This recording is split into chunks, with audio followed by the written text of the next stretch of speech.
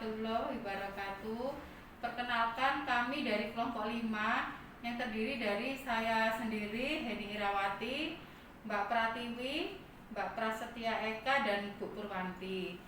Di sini kami akan memberikan penyuluhan tentang HIV/AIDS kepada teman-teman cleaning service di RSPAL Dr. Ramalan Surabaya yang saat ini diwakili oleh Mbak Rizka. Jadi nanti kami akan menjelaskan bagaimana HIV itu ditularkan dan pencegahannya. Jadi apa itu HIV, bagaimana penularannya, dan pencegahannya. Jadi Mbak Rizka, ini nanti saya mau jelaskan ya. Jadi HIV itu kepanjangannya Human Immunodeficiency Virus. Itu virus yang menyerang sistem kekebalan tubuh manusia dan menimbulkan AIDS. Jadi kalau AIDS sendiri itu Acquired Immunodeficiency Syndrome, merupakan kumpulan gejala penyakit akibat menurunnya sistem kekebalan tubuh oleh virus HIV. Nah, jadi kerusakan kan progresif pada sistem kekebalan tubuh menyebabkan pengidap HIV atau yang biasa disebut ODA, orang dengan HIV/AIDS, itu rentan. Jadi dia akan gampang terjangkit macam-macam penyakit. Terus HIV itu terdapat dalam cairan tubuh seseorang. Jadi dia itu sudah terinfeksi seperti dalam darah, dalam air mani, atau cairan vagina. Nah, kalau penularannya sendiri melalui 3 cara. Jadi bisa dari hubungan seks. Terus jadi hubungan seks itu tidak pakai pengaman, gitu nggih. Nah, transfusi darah itu juga bisa. Atau memakai jarum suntik yang bergantian. Biasanya orang-orang yang narkoba itu ya. Terus bisa dari ibu hamil ke bayinya, itu juga bisa.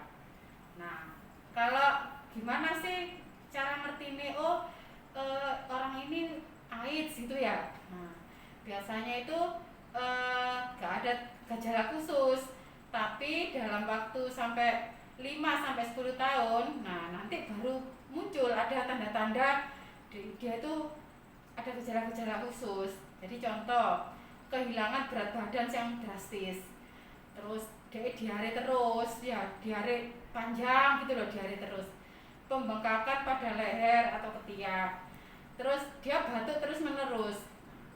Kalau misalnya nanti teman-teman ketemu orang dengan gejala-gejala seperti itu ya berarti itu bukan pasti HIV itu bukan. Jadi kok moro-moro itu kok diare terus ngono ya, itu nggak mesti dia itu HIV. Atau loh kok saya tambah kurus ya, itu juga nggak mesti HIV ya, siapa tahu dia diet atau apa ya. Jadi kalau masalah HIV/AIDS ini kan agak-agak peka ya, agak sensitif. Nah, jadi untuk memastikan orang itu HIV atau enggak, ya sebaiknya menghubungi rumah sakit tertentu. Jadi ya memang harus periksa darah. Jadi itu yang menentukan ya. Nah, terus mungkin gini, ada beberapa orang kelompok itu memang dia resiko tinggi kena HIV. Nah, contoh dia pengguna narkoba yang memakai suntik. Terus mungkin penjajah seksual itu ya, mungkin waria itu juga ya. Terus jadi yang warianya sendiri atau pelanggannya juga resiko tinggi. Nah, terus itu berganti-ganti pasangan. Ya, sudah menikah, punya istri atau suami tapi masih berhubungan dengan orang lain, itu juga resiko tinggi ya. Nah, terus bagaimana mengetahui orang itu sudah terinfeksi HIV? Nah, itu ya. Jadi kita itu tidak akan tahu, termasuk diri kita, saya, Mbak Rizka itu nggak akan tahu ya, kalau dilihat aja gini nggak akan tahu.